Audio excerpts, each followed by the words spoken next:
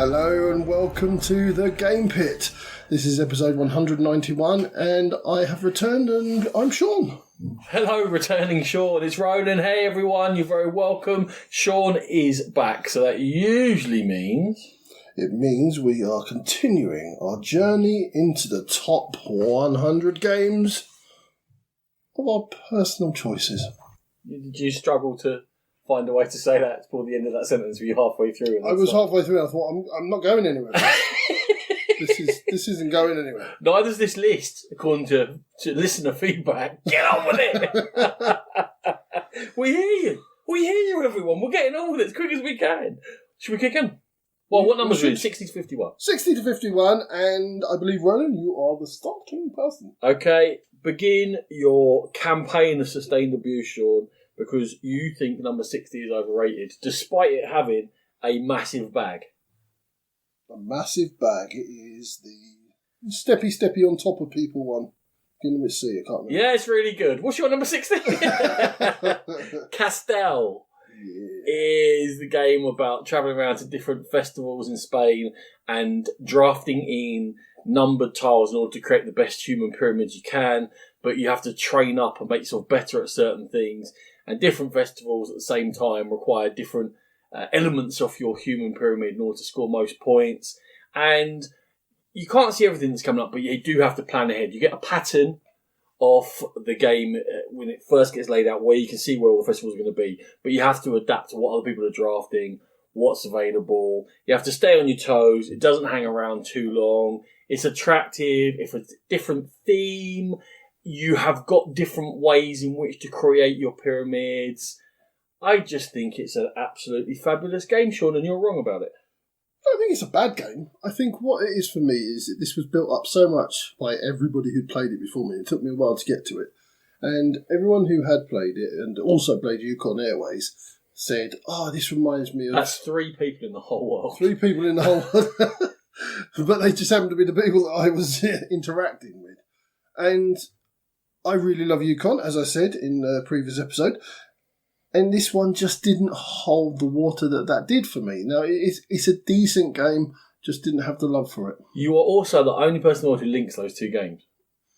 They were linked for me. By Matthew, Jude, Dan, other folk. What? They all said that when they played Yukon, they said, this reminds me of Castell, has a similar feeling. I mean, there's like a board in which you go to different places. Action selection, I'm not fully feeling it. I think there's differences in those games. I like Yukon, but Castell is brilliant. Anyway, you're number 60. My number 60, I am definitely not on firm ground or on firm space, Ronan. Is it the Artipia Drafter? It is not. It is Intrepid, a game where you play various nations and you're in the International Space Station and you are combating various mishaps that are going to happen to you in the space station, and each of you is in charge of a particular part of the space station. So it might be oxygen or wherever the other things are. You are responsible for it, and it's a real to and fro of a game where if I need something, somebody else has got to give it to me from their systems. We've got to really work together and all the time eking on the mission. I find it a really thematic game. It's tense, it's difficult, and I absolutely adored it. Now, I know you had different feelings, Ryan. I like the fact they made it incontinence proof. Incontinence proof. Everything's plastic coated. The whole game is plastic coated. Yeah. And that is really not to my liking. It doesn't give me a tactile feeling that I enjoy. So it's like, whoa! And then from there, I just thought it was too tight. That's fair enough. It is a very, very tight game. I agree with you about the plastic because it's just gaudy. Okay. Now you're sitting in my house and there's Christmas decorations up. So that's the last time you're allowed to use the word gaudy. Where did my inspiration come from? I wonder. Rachel, should this in your Christmas? Right. Sean, number 59. Many years ago, we were at one of the Worldcons, the Worldcon that was in London, which would be 2014, 13, something like that. Something like that. and I was on a couple of panels. One of them, that 8 or 9 years ago, wherever it was all about apps and how app integration was going to change the face of board gaming. And at the time, I said it's going to affect co-ops more than anything else, and it's going to be a new way to tell the narrative of games, but I don't see it getting fundamentally into the mechanisms of gaming very easily, because that's not what people want to board game for. I'm just saying that to make myself sound clever, because I think that kind of stands true. Apps are mostly just a way to create story or create pacing or narrative for a game. Mm-hmm. They're not actually integrated to what you're doing. There is a game that has actually been around for a little while now, which brought the app in as a mechanism, used the novelty of the app to create a unique experience, so you actually enjoy the fact you're using the app, and creates the narrative, and it's Chronicles of Crime. Oh. And that is my number 59. There has been a crime of some, usually a murder, and you are given a crime scene, and then you are given leads of certain people that you have to go and talk to. Now, it's kind of almost got the awkward thing of having to scan people with a QR code and then interact with your phone. There is a reason for that. People change their answers when certain things have been done. So the app is actually necessary for that. It doesn't feel like this could be cards or it could be a book. But one of the things that's really great about it is when you go to a scene, you often get a chance to have a look around. And by looking around, what you can see within the area, you start thinking, is that important? Is this important? And then you start looking into them and say, well, there was a briefcase there. Why was that there? Or there appeared to be broken bottles. Why were there bottles there? And that's how you break the clues and break the leads. And all the while, you're under a time pressure. And while time's going on, things will happen. People will move locations, or people will get killed, or things will disappear. So the app is driving all along, but it feels integral and not just peripheral to the whole experience. And Chronicles of Crime does that whole experience at a table thing so very, very well. It's my number 59. I think it's a fantastic game. What I am most enamoured with is the fact it's a great game. It's a great game design, but it's also a great technical design. Everything just flows seamlessly. The app just works. You don't have to worry about anything. And it's all intuitive. So I'll probably talk more about it later. Okay, maybe or maybe not. Maybe you're not. Yeah. Your list is a complete mystery. So, staying with the space theme, my number 59 is an older game, and it's Alien Frontiers. And this is one of the first Kickstarter games, I think, that ever existed. And certainly the first one that had the whole buzz and the FOMO. And I just love it. Like, I love the theming. I love that kind of retro space feel to it. The dice worker manipulation is one of my favourites in games. I love dice worker placement and manipulation, and this is one of the first, if not the first, that I ever saw it in. And I think the area control is interesting. You're kind of to and fro-ing all the time. Done well, and it still holds water for me today because I played it recently and I still enjoy it. So that's why it's on my top 100. Number 59, Alien Frontiers. It would be in my top 200. At the time, I think I said it hundreds of times, but at the time it would definitely have been in my top 100. I just played it too much, that's all. I really loved it. Everyone around me loved it. I had a copy when other people didn't, and it was requested again and again and again. I played it so much that it kind of burned out. I think that does hold water because it doesn't play very differently from game to game. You get the odd game where someone does something a bit left field, but and even in the expansions don't really add to it for me. No, I think that the expansions are a bit hit and miss. There's some parts of them that work, but some that don't. Yeah, so no, a good choice. My number 58. I'm pretty sure. Well, I'm definitely partially you. We are related. I'm pretty sure Sean, not easy to say Sean, Shani, does like this, but I'm not convinced it'll be in his top 100. It is possibly the only Oink game that I like. It's a fake artist goes to New York, in which you need a few players really for it to work. 5 or 6 is probably best. And everyone gets a clue as to what we're all drawing together on a shared piece of paper, apart from one person gets a question mark. And then everyone is trying to draw so that the rest of the group know that they are part of the group and they know what we're supposed to be drawing, but not be so obvious that the fake artist can guess, after everyone's had 2 turns at drawing, what the actual picture is. So that as a group, you're trying to find the fake artist and nominate them. If you nominate correctly, the fake artist can save himself by saying what the word was on the card that everyone's been given. And everyone has an individual colour or felt tip to colour. You can draw as much or as little as you want to. And it starts just developing this real game within a game, a meta game. It starts becoming ridiculous. People go so obscure because they want to give away what it is that then your suspicions fall on them. It is an activity. It's drawing. It's like drawing a line or a circle. It's not actually a drawing game. It's much more about playing each other around the table and absolutely wetting yourself at the ridiculous things people have done. So my number 58, A Fake Artist Goes to New York. Yeah, it's certainly a good choice. I do love those sort of creative party games where you're creating something, your telestrations, even your Pictionaries and Dodles is a family favourite. So yeah, anything along that, and this is obviously a slight tweak on that formula, but yeah, it's always a lot of fun. So my number 58 is, I'm back down to earth now. I'm in the Wild West, Ronan. Oh? And a bit close to home, I'm on a train. And is it Colt Express? It's Colt Express. My number 58 is Colt Express. Absolute chaotic fun where you are playing down cards and in the hope of trying to predict. That's the one I was after. Words are hard. Words are hard. Predict what is going to happen before you. So you're going to play these cards down one by one, and then they're going to reveal one by one in the same order. So you're hoping that other people move into space so you can shoot them, or don't move so you can shoot them, or you're grabbing the loot.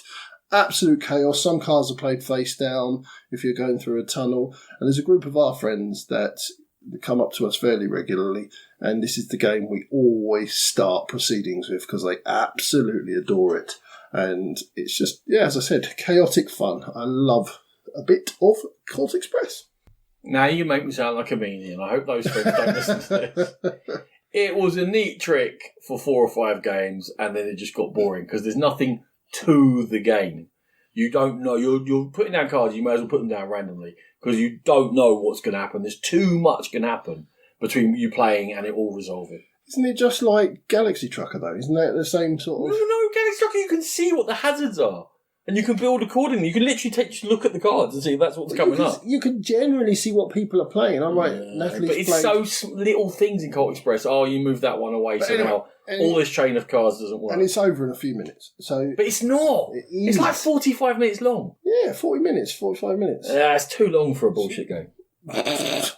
And that's what it is. It's not. You're just a miserable man. Get out. I didn't mean to do this, but, I'm going to roll this in. My number 57 Wonders Duel. Oh, dear. I didn't do that deliberately, but I just saw this. Wow, I'll go with that. 7 Wonders Duel pulls off something that a lot of people didn't think was possible, to do a fantastic 2-player drafting game. It does it via the way it sets up the cards, and that there is real peril in unlocking new cards for someone, but the peril is created by the scoring system in which you can have sudden victories in science or in military if you let the other person get too far ahead in either of them. But however, if they don't happen, you must be playing towards the end game and scoring points. So there's always a balance between what you're choosing. There is definitely always a balance between opening up opportunities for your opponent and making sure you're doing something useful for yourself. It is a fantastic 2-player game that stands up after several years. 7 Wonders Duel. I love it. I can't remember exactly what I didn't like about 7 Wonders Duel. And I vaguely, I think... Is it because your decisions are meaningful? That's the one.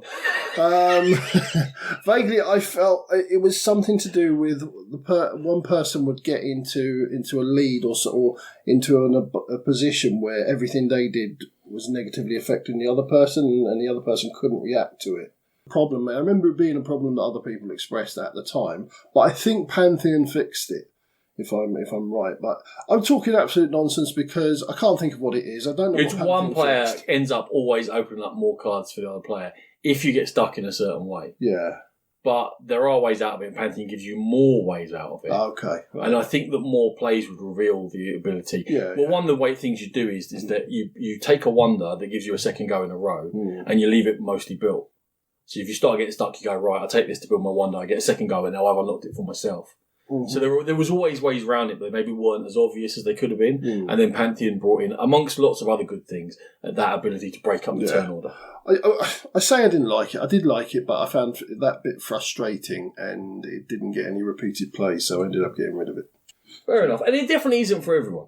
This is one I'll tell you that it will suit you or it won't. And after 2 or 3 plays, you'll know I'm really enjoying this or I'm not quite getting on with this. Mm-hmm. So I don't see this as a universally love. But so I was listening to your latest podcast, Ronan, on the way down. And our latest podcast. Our one, but presented solely by you.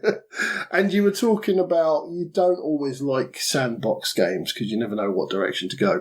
So my next one is number 57. It is Merchants and Marauders, which is absolutely a sandbox game.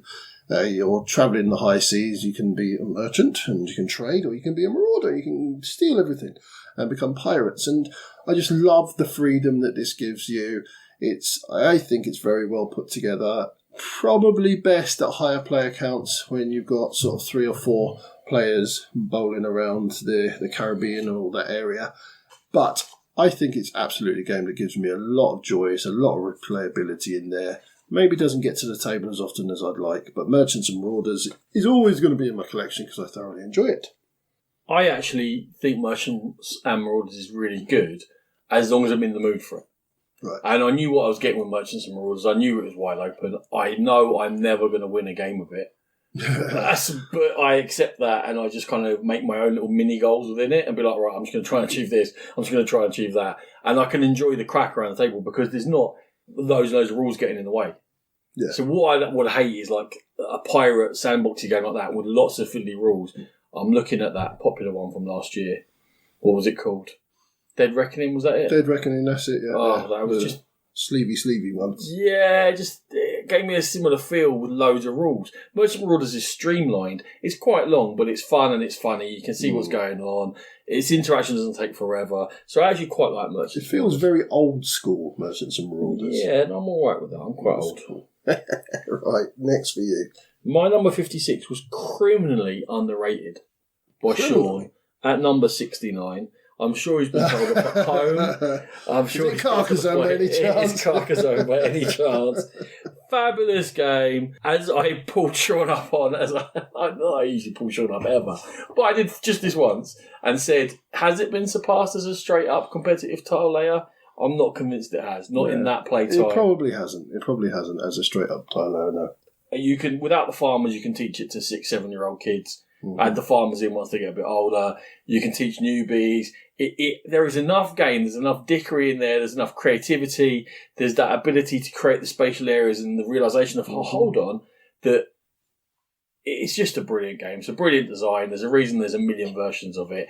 And its old rival, Catan, appears to be fading away while Carcassonne continues to go from strength to strength. Yeah, I'll just say one thing about Carcassonne is that I didn't realise how strategic it could be until I went down to London on board and saw people just setting traps for each other, encroaching all the time, and it's really interesting to watch them. When you start playing, you play it as a very sort of straightforward, I'm building my castle and that's going to be mine. And then you see London on board like, no, it's not. That's going to be 3 other people's. There are definitely ways to play Carcassonne, and I definitely have to moderate how I play according to who's at the table. Sometimes I get warnings. If we're playing it, you're not playing like that. I'm like, okay, all right, I'll play a nice game. 56 Carcassonne. Fabulous evergreen game. So my number My number 56 is Grand Austria Hotel. Ooh. It's another dice manipulation game. Well, dice manipulation. Well, you're rolling dice and you're taking, each of them is assigned to a certain action. And what you're trying to do is get guests into your hotel. You want to feed them. I love the variety in the cards and what they do and the little special actions you get off them. And the choosing of the dice is very interesting and strategic. Now, there has been complaints that you can, especially towards the end of the game, you can just get hosed. Like, if you don't get the dice that you need and you're last in turn order or what have you, then it can be quite painful and it can be quite punishing. But I still love it. I think it's a classic, and it'll stay in my collection. I've recently got the expansions. I've touched upon them, and the first one wasn't the best, but I've got high hopes. I've tried. You've tried, have you? I've tried. Rachel really likes Grand Austria Hotel. Lots of people I know really like Grand Austria Hotel, and I have done my best to try and like Grand Austria Hotel. I thought you liked it. I wanted to. But at the end of the day, I just find it boring. Okay. And I think that there is one layer too many for the simplicity of what you're actually doing, of the action selection. I like that system. I like the staff system. I like the setting things up. I think maybe it's the fact you've got to tit around with the rooms so much. And there's the levels and there's the colours and the way they score, and you've got to try and do this and get groups of them and all that. I think that is the layer too much for me, where I go, for the lightness of this main mechanism, there's too much built on top of it. So that is my holdback on it. I feel bad for not liking it because it has everything in there that I should like, and everyone around me likes it. I just can't get on with it. Well, you got to roll with Matthew because it's one of the very few games he's played around my house that he's just gone, listen, I'm really sorry, but I hate this. Hate is strong. But I'm not rushing to play it. It's not Russian, it's Austria. There we go. Right, you're number 55, Ronan. You love 55. Let me have a quick look back to see whether you mentioned it yet or not. Because I've got a feeling you might have. Go on, just do a little whistle or a song or a dance.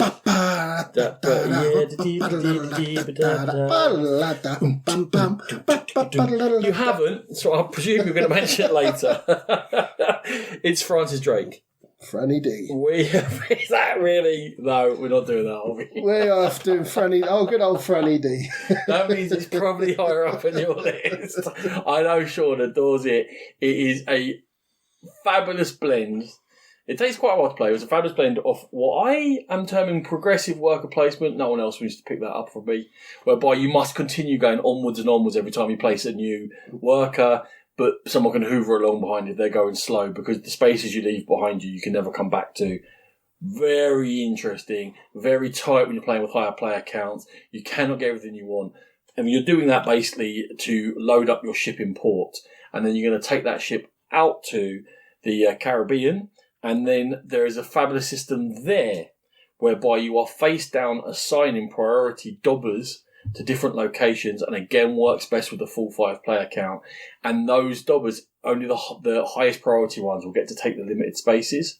Mm-hmm. So you're trying to get in places where other people aren't. You're deciding whether you want to go for trade goods. Is this the time you're going to do it twice or not? You're trying to get in for the highest value things. And yet on top of that, you must be able to fight the things that you have decided to take on board. Otherwise, you lose that dobber and someone else who's in escrow will get a chance to come in and get a bonus from there.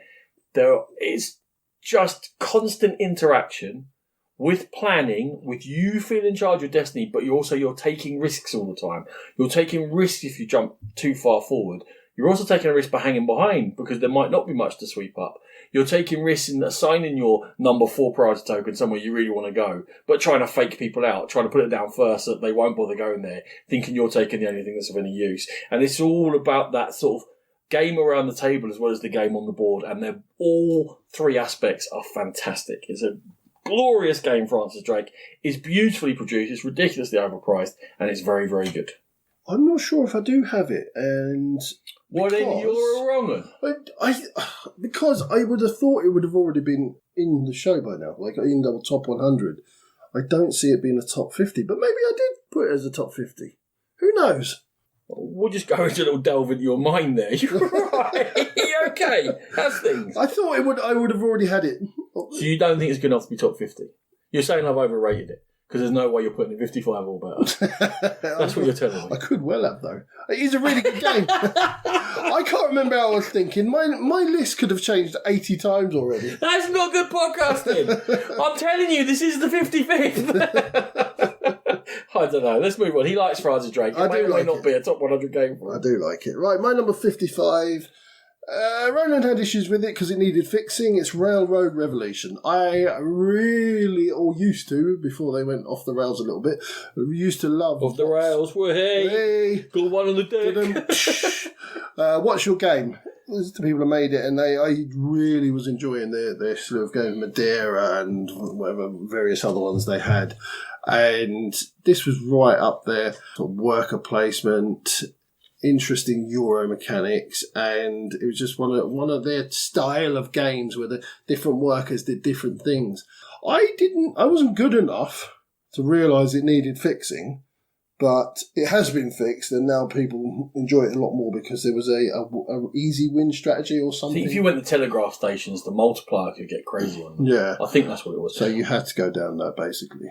Yeah, I've played the fixed version of it, if you like, and I've obviously played the original, and I like it plenty. It is a very good game. Again, sort of top 200, top 250, but it doesn't have anything unique enough to put it in my top 100. There's no hook. One game of Railroad Revolution is much the same as the next game of Railroad Revolution. While I'll enjoy it, and I'm always happy for a game of it, it hasn't got enough to really push it into the elite for me. Okay, fair dues. Now, my number 54, only a fool would rate it at number 68. Only in Egypt. An imbecile would think that Nations didn't deserve a place in their top 54. Mentioned to death on here. It's an older game now, a civilization, tableau builder.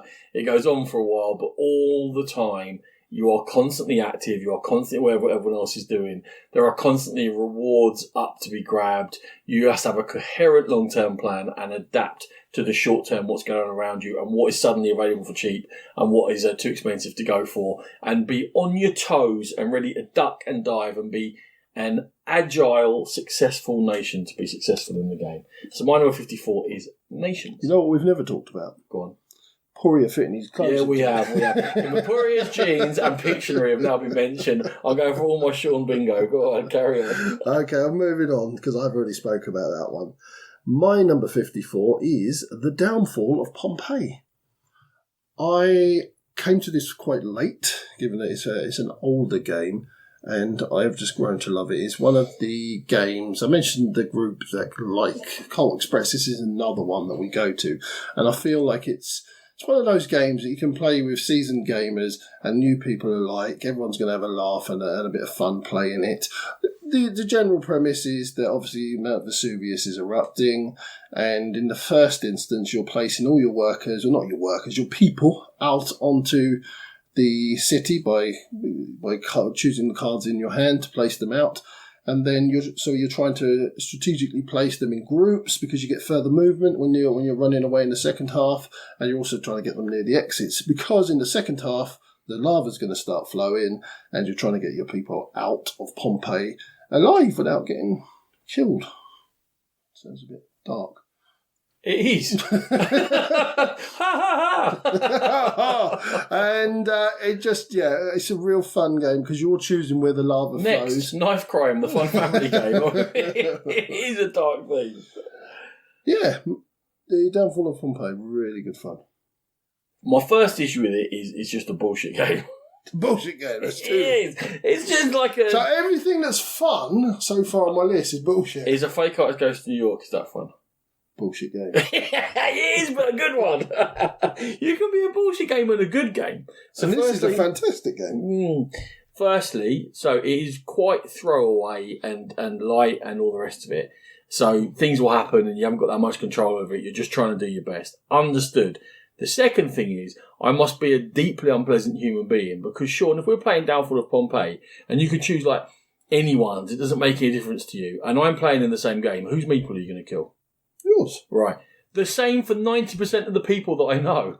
So every time I play it, I can't help your personality ruining games for you. Neither can I. But I don't have to play the game that makes it so easy for everyone to go, well, it'll be fun if we all just pick on Ronan and he ends up with one person left at the end, which is what always happens. So... I need to play more with you. You don't, not this one. Right. Now, if you want people to die in a fun way, if you want to go through pestilence and famine and disease and war, and you really want to see all your efforts go to waste, may I direct you to a magnificent early Feld, number 53, Revel in the Misery of the Year of the Dragon.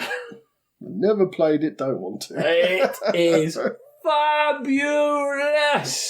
It is an hour-long max. It is tight. It is difficult. It's drafting. It's about eking ahead of your rivals. It's about making sure you plan well, because if you take a risk and you're like, oh, I might get in, I might be able to get that next turn, and I haven't really planned for these disasters that can continually happen, and you don't plan well, you can be completely screwed and out of the game. 100%. This is a ruthless game. That's a poor design. No, it is there. There is an element of danger in the game, and it's what the game is all about. And it doesn't happen by chance.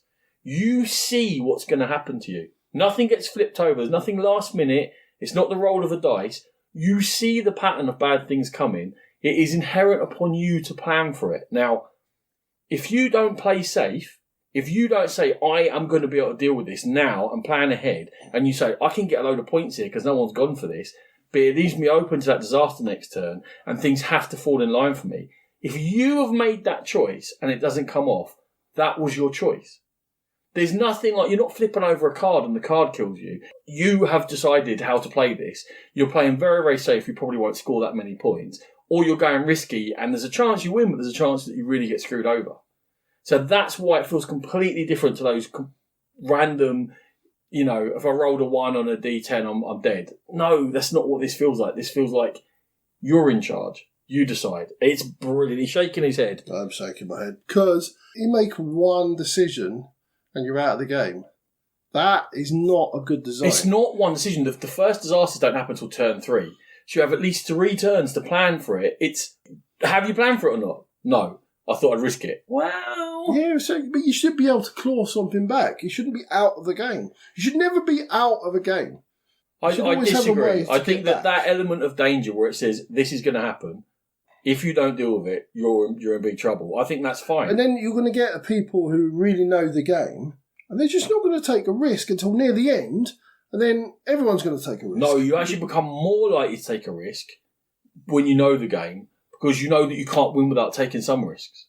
It's not as so flat then it becomes somebody. One person's risk becomes. You're dissing it without having played it, so you have to play it, and then you can come back and diss it and tell me that it does it badly. I'm telling you, there's subtleties and there's nuances in it, and there's shades. It's not risky or not risky. It's how I'm doing it and what's scarce and what isn't, and da da da da da da. I'm pulling imaginary strings here. Yourself. What's your 53? My 53, I'm on solid ground. Well, you'll probably moan at me for being too low. It's Calico. Sheep in wolf's clothing. Wolf in sheep's clothing. I got that wrong. Wolf in sheep's clothing. It's cats, mate. Is it cats? Yeah. Is that what it is? Yeah, that's where I've been going wrong. Yeah, well, that'll be part of it. It looks all cutesy and cuddly, and it looks like it's going to be a nice family weight game. It is really not. Where you're drafting pieces of your calico quilt, or something to do with a calico cat, I don't know, but you're making a quilt, and there's cats that lie on it, and there's various ways to score, and it is a brain burner, and one of those games where you're roaring at each other for stealing your tile that you desperately needed. A lot of fun in the box. By far, so far, from what I'm hearing, because Verdant isn't going down as well as we hoped, I think it's still the king of that series of games. I mean, I've heard of it. Even when you're right, you're wrong, but I've heard of it. I know. Maybe we'll talk about it later. Maybe we will. One of the finest strategy Euro games to come out in recent years is my number 52, and it is the mind-bending Barrage, in which water will appear on a board and you are fighting over every single drop of this water by building structures and looking to create power to drive your whole economy. It is about worker placement, and it is simple worker placement which drives it all on. A part of that is a very interesting resource management in which there are they're just resources, they call them machines, but they're resources which you must put into building structures, and then it takes time. You must build more structures, take actions to push them around the wheel until they come back to you again.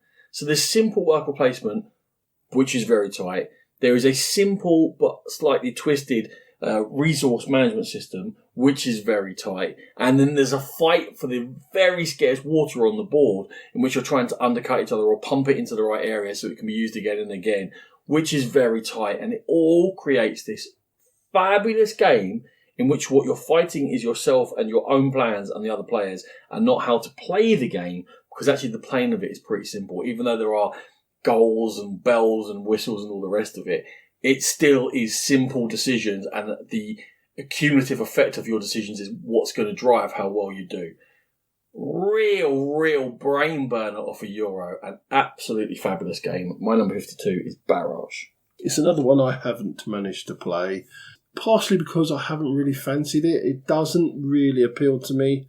I think if someone sort of put it in front of me and said, like, we're playing this, I'd play it and give it a go, and I'd probably enjoy it, but it just doesn't appeal at all. Why? Why doesn't it appeal? It just looks tedious, and I think that fight for water is something that's come through in a lot of the reviews, and it just feels like it'd be too stressful and it'd be really sort of irritating if you can't get the water that you need. Yeah. It's another game you can play really badly in. Yeah, I don't like games where you can play badly and get hosed. Like, I like a bit of luck in games, and it gives me a chance. Yeah, there's not a lot of luck in Barrage. It's all driven by what you decide. Right, number 52. 52. This is my cross that I'm going to go out on, because I seem to be the only one who really loves this game that I know. It's This War of Mine. An incredibly thematic experience of a game where it's set in war-torn Eastern European, I think it's based on Sarajevo, where you are basically the inhabitants of this city trying to survive from one day to the next. It's very dark. It can be very depressing.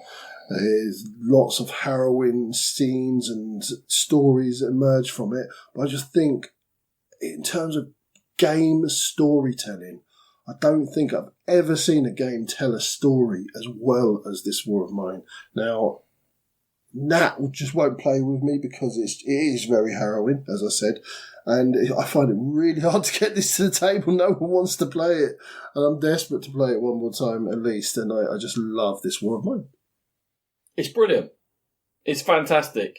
And when we reviewed it back how many years ago, I stand by what I said at the time. It is an incredible achievement in game design. It is an experience that each game of it you will never forget, because things will happen and you will be invested in it. Not something that's particularly fun to play. But things don't always have to be fun. I don't have to always watch a film that's fun for me to go, that was a great film. And that's what you get with This War of Mine. It's done very, very rarely in this medium that sort of appeal is gone for. Is like, no, you're getting an experience here for you to think about things and realise, maybe get a different point of view. So I think it's absolutely fabulous, and were it but for lack of plays, it could well be in my top 100. So I will always play it with you, Sean. I thought you didn't particularly like it. Maybe I'm thinking of somebody else. Must be the other good-looking bloke. Yeah, obviously the other stunner. Right, your final game for today, Ronan. I've gone for a weird one. Oh, gosh.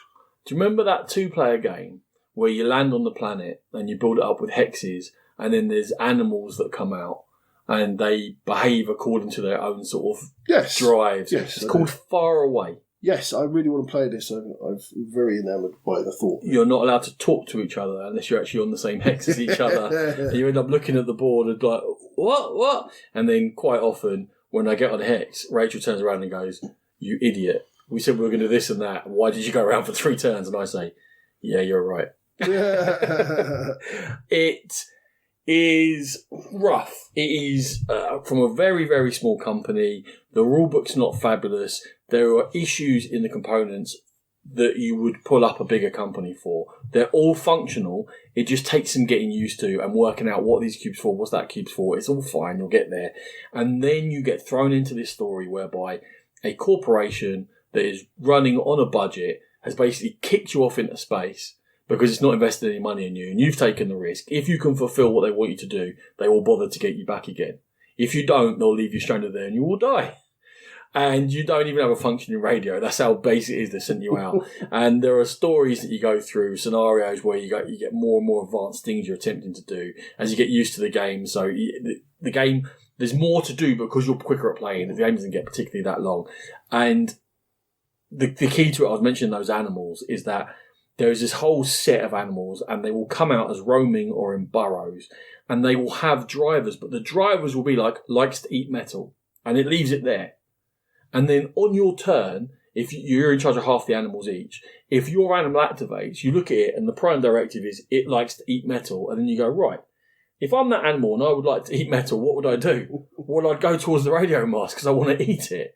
Or is very shy. So you're like, well, this one will move away. Or is a voracious predator. Right, well, then this one's going to go towards it and eat it. And they get more original than that. And there's combinations of 2 or 3 sentences where you go, what would this animal do? And then everyone says you have to role play the animal. You're not really role playing them. You're looking at its directives and going, well, what would it decide to do this turn? And then and without being biased and making things work for yourselves, that ecosystem is running and they don't necessarily interact with you. They're not like they will always come after you and annoy you. They might just be chasing the lion thing with the scorpion tail might be chasing the rabbit things all the time. And then they'll be running around the board after each other. And you've just got to be aware of that because if you stumble into the lion, it could be a problem. And so like the world feels alive, very, very simple mechanisms, which puts the weight on the player to make sure that the game works. And all the while that's going on, there is a resource management Euro backbone to it, where you have to sort of get these producing tiles out and produce the right goods and get them to the right place and build the right material and find the cure for the disease, whatever it might be, and then move on. And the whole thing comes together fantastically. I'll say it again and again. A big publisher, pick up Far Away, polish it a little bit, 5%, and release it. There is a hidden gem there for everyone. This sounds amazing. This is probably the game in your collection that I most want to play. Now, I realise that the planets have got to align with our shift work and our social lives and everything else and the family, but I would love to play this one day. It sounds absolutely fabulous. We could blow out the rugby club social this evening and just play this. I think we're not going to do that. I did know that.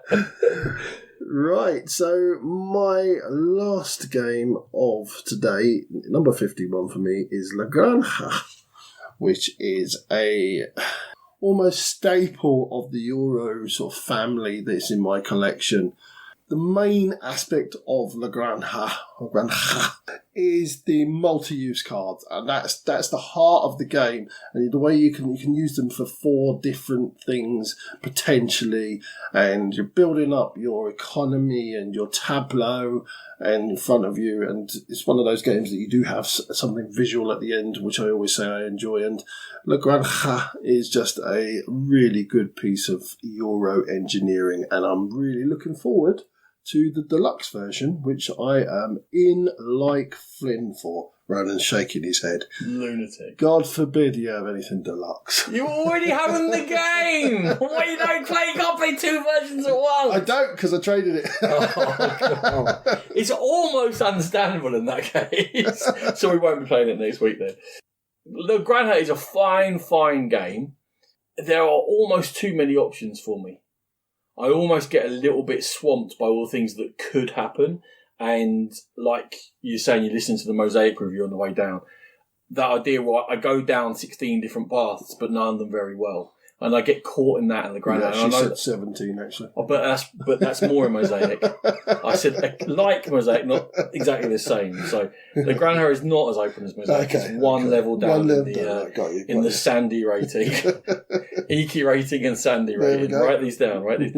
It is a level 16 Sandy rating. In fact, it's not even that much. It's probably a level 11 Sandy rating. But you get my point in that I end up trying to do too many different things. Yeah. And I find it actually quite stressful to play because I'm trying to think of so many things at once and trying to balance it all up, and then you're going to get in that market and you're going to you can't be aware what other people are doing and be rivals there and kick them out, but you've got to plan your donkeys to get there, and there's a lot going on, and it's just like that one level above where I'm happy, where I get to a bit like, am I doing this all right? Am I using these cards as well as they can be used?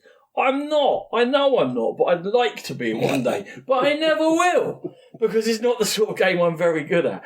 But I do enjoy La Granja. I still rate it as a good game, but not one that I could play all the time because my I nearly said testosterone levels, not that. My cortisone levels would be too. He gets very angry. You just need to do what donkey do. There you go. Okay, there we have it. That is, and I've got a look to check, 60 to 51. I'll get there in the end. And yeah, hopefully you agree with us. And if you don't, let us know. We like just don't let us know. Just leave it. Tell us we're great.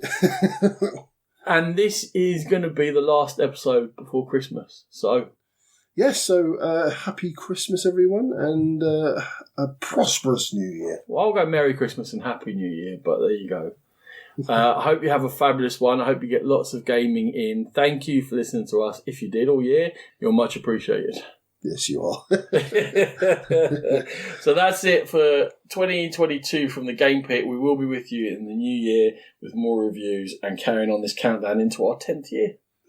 Lovely. The 10th year of podcasting, not this countdown. Yeah, this countdown, one a year. Okay, and as always, we are very proud members of the Dice Tower Network. Go there and to the Dice Tower itself for gaming goodness galore. If you used to see us on social media, we have what do we have? We have an Instagram page. We have a Facebook page, and we're most active on Twitter at GamePit Podcast. If you wish to contact us... Currently most active on Twitter, but not that active because we're waiting to see what happens. Well, yeah, until Elon Musk blows up the world. But other than that, if you wish to contact us and ask a question, we'll happily answer them on the show if you'd like. We are thegamepitpodcast@gmail.com. And you can also pop along to our Board Game Geek Guild on Board Game Geek. So we'll catch you next time. Thank you, Ronan. Thank you, Sean. Thank you, everyone. Thank you, see you next time. Music by E. Aaron.